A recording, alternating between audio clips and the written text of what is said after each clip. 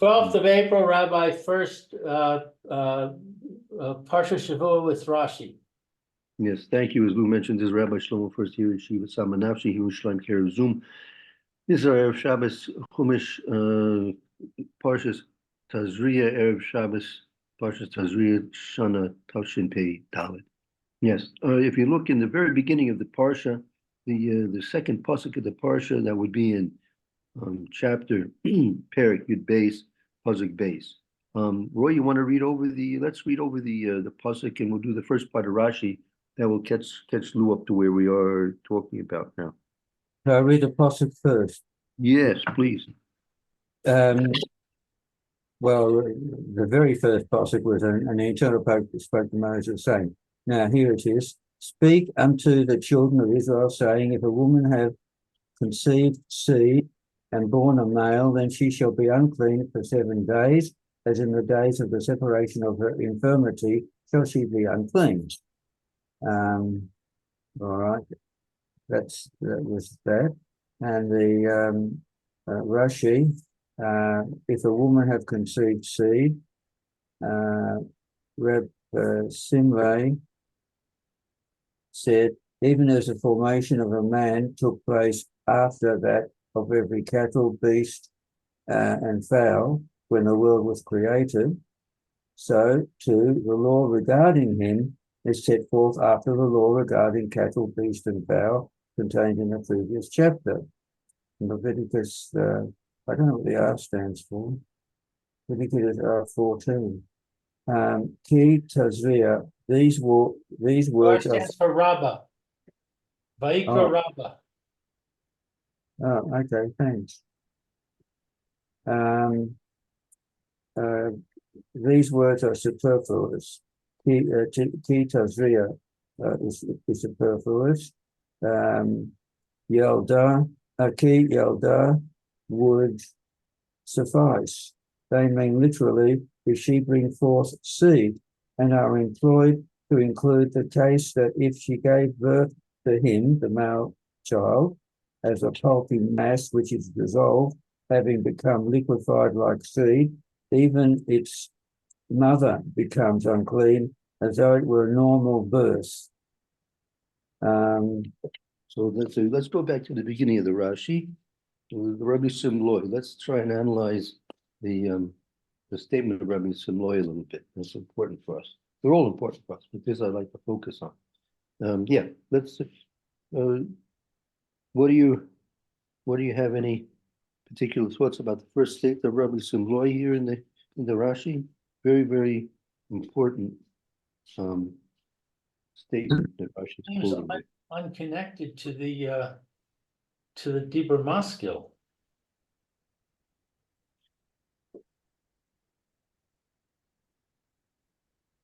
When a woman conceives, what does that have to do with the halacha? Oh, because this is the law. This is the beginning of the laws of Tum and Tahara, following birth of a boy, or birth of a girl, right? Then we're going to go into the saras and the goyim, the various different forms of what we call, it's not really leprosy, but saras. So all this is the exact point that Rabbi Simloi is mentioning. Previously, in the end of last week's Parsha, we had all the laws of the various different animals, whether the ones that are kosher, the ones that are not kosher, the ones with the animals, the ones with the birds, the ones with the fish, with the creepy crawling things, all these things, and all these things were explained to us, their laws. And now we're explaining the various laws which are relating to and relevant to people. So the question is, you might think, well, maybe people are so important, so maybe that the listing of their laws should be first before the animal. Well, I see. So that's the relevance to the ordering of the Parsha as we see it. So, okay, so now with that in mind, take a look at the statement of Rabbi Simloi again. even as the formation of man took place after that of every cattle, beast, and fowl when a world was created, so too is the law regarding him set forth after the law regarding cattle, beast, and fowl. Now, I would say that well, I've heard somewhere else that the world had to be made ready for man. There's no point in creating man if there's no food for him. Although he was vegetarian at this stage, I think, but still the animals were necessary to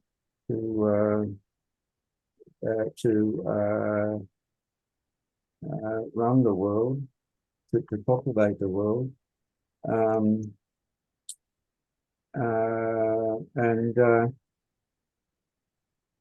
it's not necessarily so.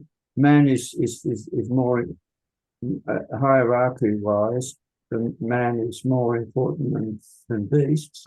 But so this perhaps even shows that excuse me, that something that's more important doesn't necessarily come first. Some things that are important come after other things. So you can't assume that anything you see first is important. And I would stretch that to mean not just in terms of life forms, but also in terms of ideas and philosophies, things like that. how would it apply to ideas and philosophies? Well, the very first things that you might come across may not be important. For example, if you come across the philosophies of the Greeks, you would probably say that's really important. This is and they think this, they think that, and that's really true. And that's something that will fashion my life. But then we have the philosophy of Judaism for us. It could be behind the times, you mean, right? Well, we could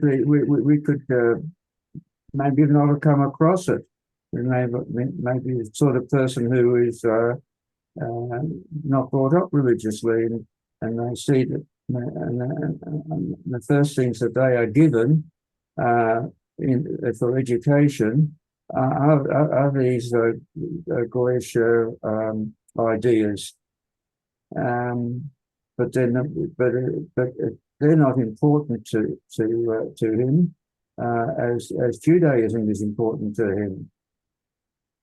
And he doesn't see that because he sees this first. He sees the Greek and the Roman ideas first, and so something like that. Anyway. Well, there is such a thing as what a person is exposed to early on makes the greatest and most permanent impression upon him. Right. Well, as far as I was concerned, I was sort of all for England and all for the Greek and Romans and things like that. That's all we learned in school. I went to a state school, and I had no idea about the history of Jews in England, for example, how we were treated. So, you know, but fortunately, very fortunately, that doesn't affect me now. Not as much. Well, I think it doesn't affect me. It might affect me a bit still, but not as much. I'm pretty lucky in that I'm still not under the thumb. Baruch Hashem, very good. Baruch Hashem. It has a lot to do with the Yetzias Mitzrayim, getting ready for Pesach. Mm. The environment that a person lives in leaves a very strong impression upon himself, on him. Right. So Very hard to shake it off. mhm.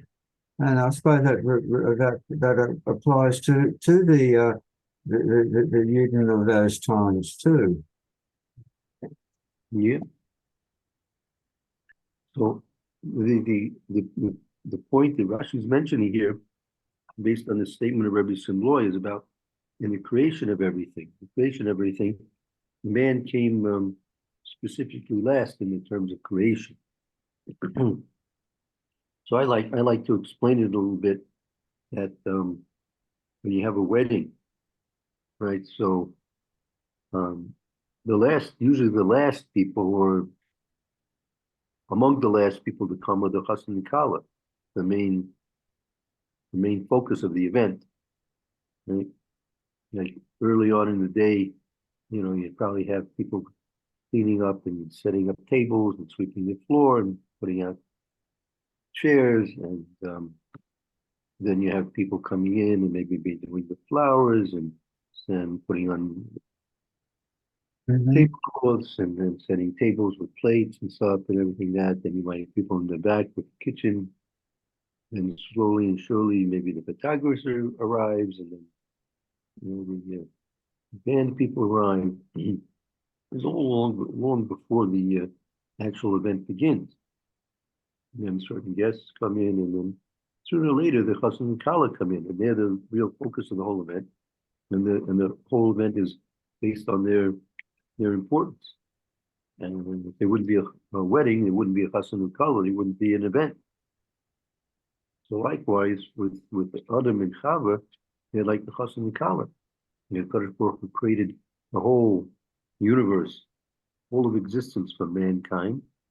Right? That's central in what we have to believe and understand, that the whole creation of the universe was not simply an event independent of mankind's existence.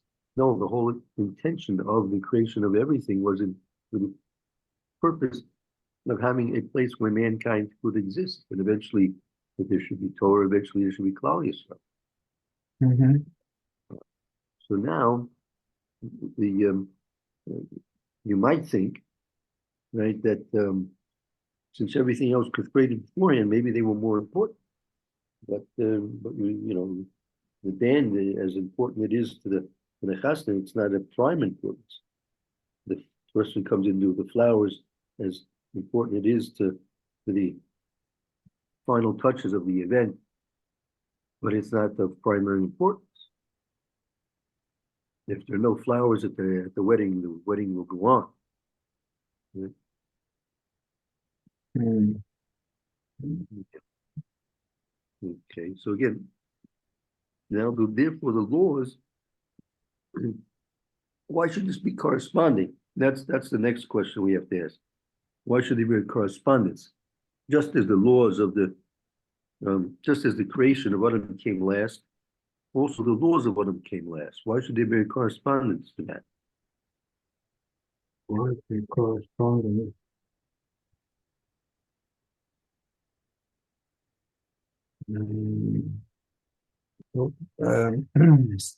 Why should there be a correspondence between what? Between the creation of Adam, yeah, and the laws and the listing of the laws of Adam. And the what of Adam? The laws. The laws. Yeah, what's the correspondence between the creation of Adam and the laws of Adam?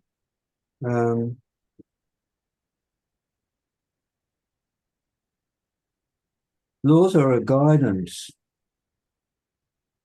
They're not. They might be seen as pushing you around, but laws are a guidance. If you don't have laws, you're going to stand in the middle of the world and wonder what to do. And then you probably go and do the wrong thing. So you need the laws from that point of view. You also need laws when there are a lot of people. They're not a lot of people at the moment, but there's just two, a man and a woman. What do you do as a man? What do you do as a woman? What you have differences in bodily functions and all that. So what for? So you need the guidebook, the book of laws is your guidebook. That's right. Very good. I mean, we don't know when, by the time we came on the scene, like traffic laws had been more or less determined and developed. But you can well imagine what it was like at the beginning of automation vehicles, how it was not exactly what we have today. Right. Well, there's actually a difference between the laws that we follow, that we have, and the laws such as traffic laws. You know, they evolve.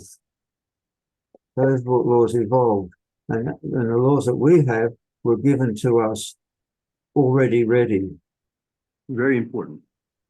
Exactly, very important.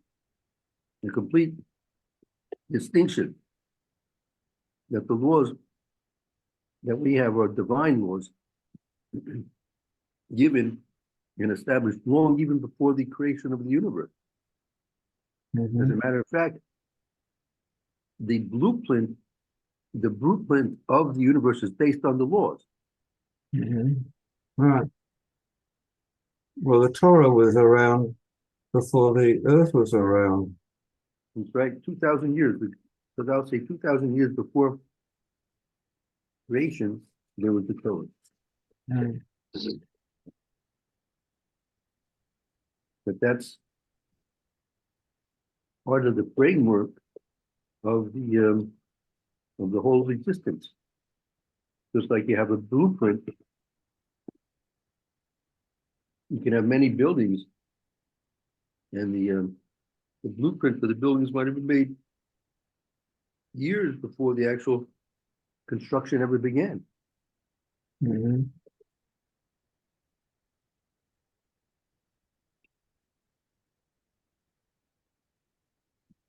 And eventually came into fruition. Okay, very good. Let's move on. We go to a new pasuk over here. Mm-hmm. Which part you want to do now? Let's see, in chapter 13, Mm-hmm. there's pasuk Yud Daled, the 14th verse of the 13th chapter. Okay. 13, 14. Okay. 14. Uviyom haraos boso ha'achai yitma. But when raw flesh appeareth to him, he shall be unclean.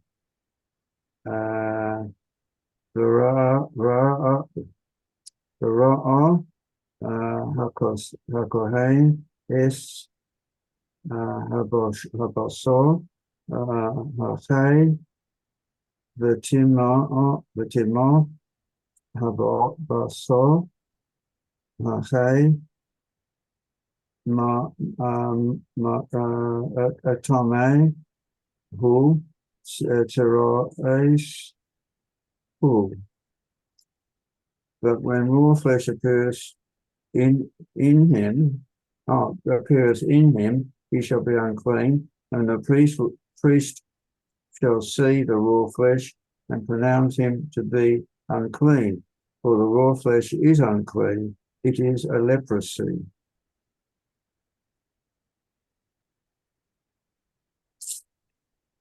You want more? No, we need to see Rashi. 14. But on the day when the raw flesh appears in him, he shall be unclean. If this means that a healthy spot sprang up in it, and that on this account it is unclean, what did I say? If this means that a healthy spot sprang up in it, and that on this account it is unclean, surely, however, it has already been stated that the healthy spot is a symptom of uncleanliness. Why repeat it here? I don't know what they're talking about. I mean, I know what they're talking about. I don't know what they're talking about. But it is the following case, that the plague was on one of the 24 tips of the limbs that project from the body, which cannot become unclean. That is, he declared unclean, because it has healthy flesh, since the leprous plague as a whole cannot be seen at one time, as is required by scripture, stating, the call, Mara, Ane, Akahain, because that's the two sides of the affected limb slope in different directions, and the tip of the limb altered so that the sloping side became visible through fat, as for example of it, the tip of the limb became thick and broadened, so that the sloping sides flattened out to form one surface of the limb, and the healthy flesh thus became visible in it. Scripture informs us that such healthy flesh makes it unclean on the day when it is seen. On the day when it is seen. The Yom Hara Bo. Right. Now, the word verboim. Is that right? No, that's correct. Why is this word used? It might have been said to inform us that there are days when you may see, examine the plague, and there are days when you may not examine. On this account, the rabbis said, a bridegroom is given a respite of all the 7 days of marriage festivals to him and to his clothing and his house, whether he himself or his clothing or his house have been affected by a leprous disease. And references are given.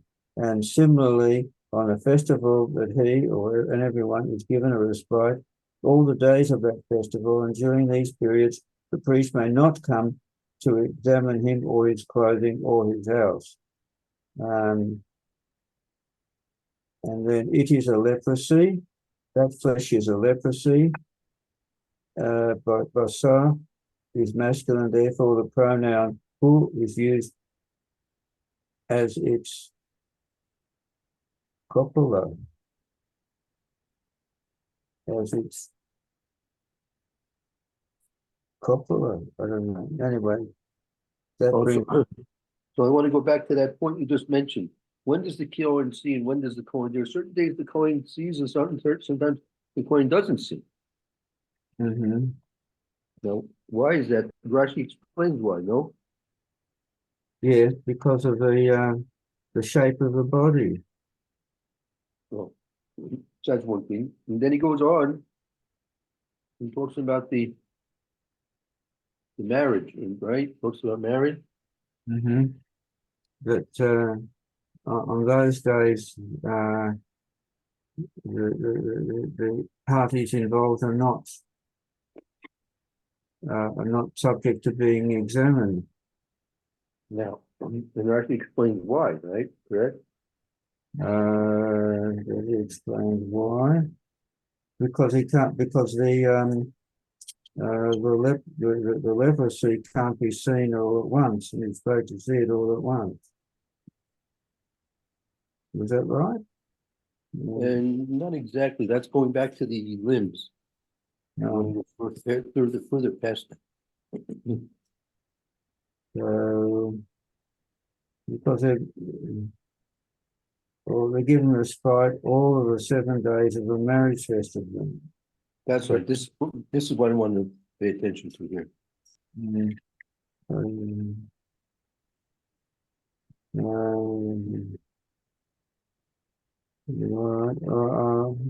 I can't see a why. The reason is not given that I can see. Let's see. I think this is what the couple of the numbers simple earlier. I can really. Like there are those days that you see, and some days you don't see. Mhm. I'm possibly knows to know closely in their Easter. When you give a dispensation to the person, his whole days are seven breakfasts. It'd be a pretty sad way to start off the marriage if after the pastor, the coin comes in and declares him tummy. That's not very happy. Mm. Right? You see, that's the point. It says, "V'yesh yom she'ein atorot." No, and there are days that you're not supposed to come and take a look at the tzara. We can't umru fasim no shudis yemei Easter. And here we see that the fasim is given a dispensation of 7 days' time that the coin is not to come to take a look at it. Yeah, it's not also also says the basic regular. So it's, Also, on the days of for example, the regalim, specifically, you have Pesach and Sukkot. You don't look at the goyim. You don't look at the tzaras on Pesach or Shavuot or Sukkot, because if he gets locked up, it's going to be a sad yom tov for him. We don't want it to be a sad yom tov for him. We want it to be a happy time. so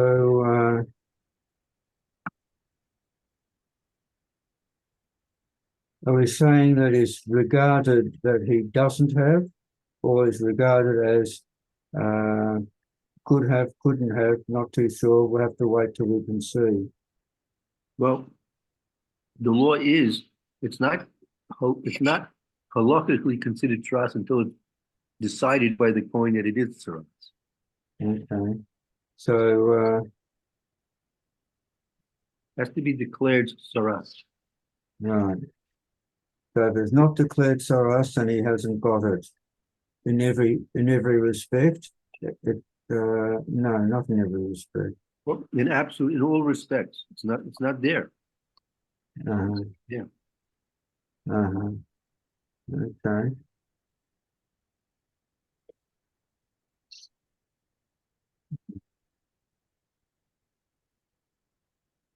This is one of the things they mention, that people, they make a mistake and they think that perhaps tzaras is a physical type of ailment, but it's not. It's a spiritual thing, and therefore it's not considered halakhically tzaras until the decision has been made by a kohen that it is in fact tzaras. Right. So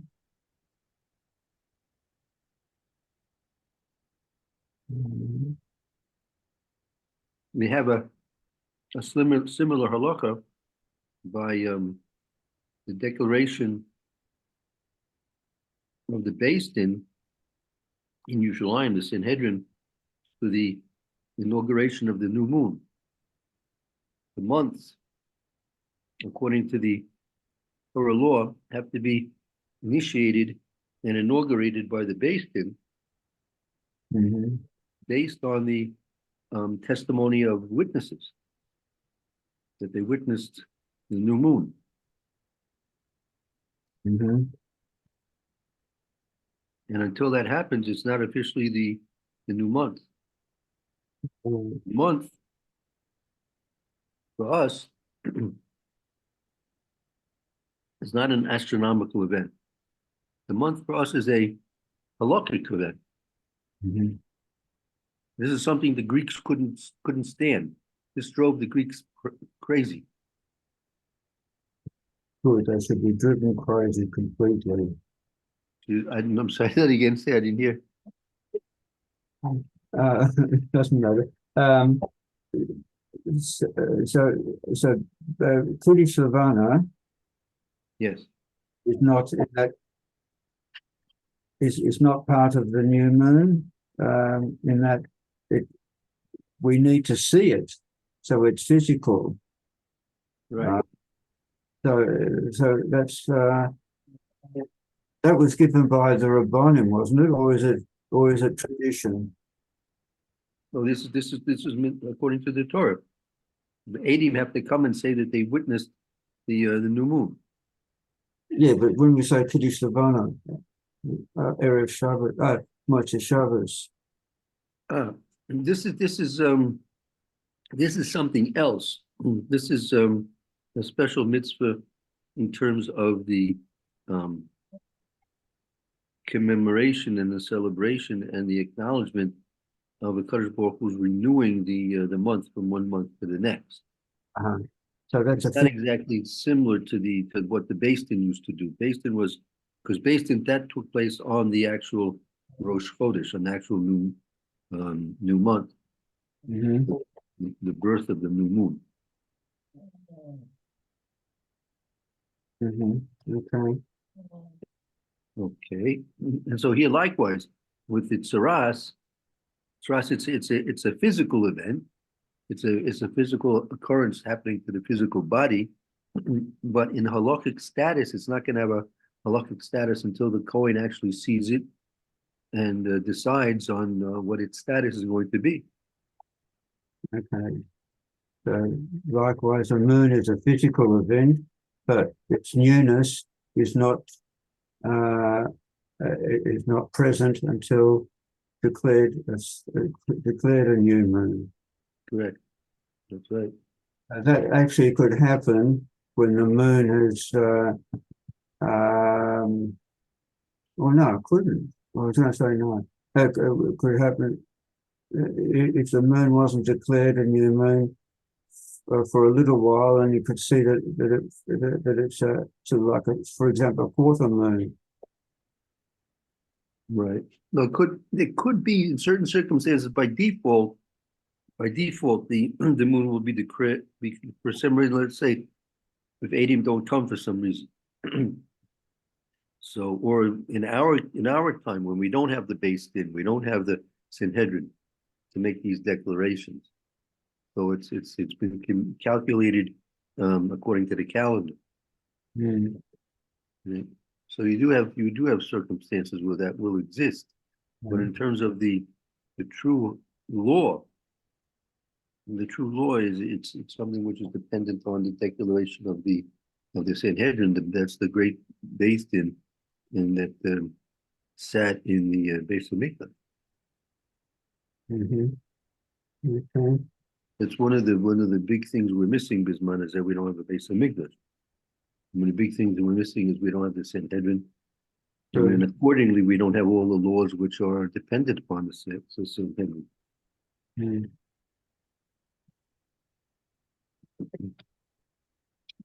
Let's see.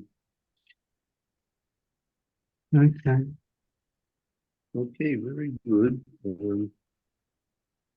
Maybe.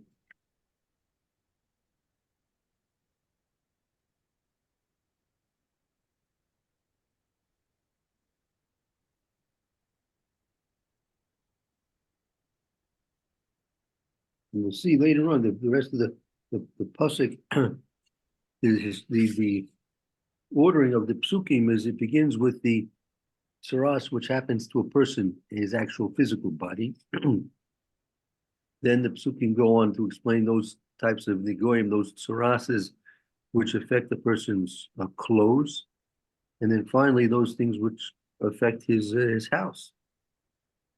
You see, so the way the laws are listed for us, it starts with the things which are most close to a person, his own physical existence. Then those things which are next to they're attached to his body, his clothes, and finally his basic shelter of life. Mhm. And it could be, all these things. All these things are messages from a Kadosh Baruch Hu that a person should wake up and change his ways through tshuva. So many times it can start with the more minor things. Let's say in the house, and the person should take stock at that point and realize that Hashem is giving him a signal that he should look and investigate his ways and improve in whatever ways he possibly can. And if that doesn't work, then the situation of tsaras will progress to his clothes. And if he hopefully takes the hint, then that's very good. And if not, it'll even progress to the person's own physical body.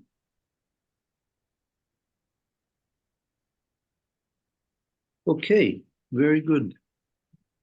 So let me bid you a good Erev Shabbos till Yom Rishon Mitzvah Hashem. You too, be well, and I think we'll see you on Sunday. I'm not too sure. What time? 9:30, is it? 9:30, yes.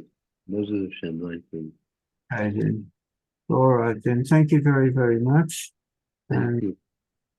I'll see you. Okay. See you, Lou. Bye-bye. Everyone have a good Erev Shabbos. Thank you very much. Bye. So, thank you.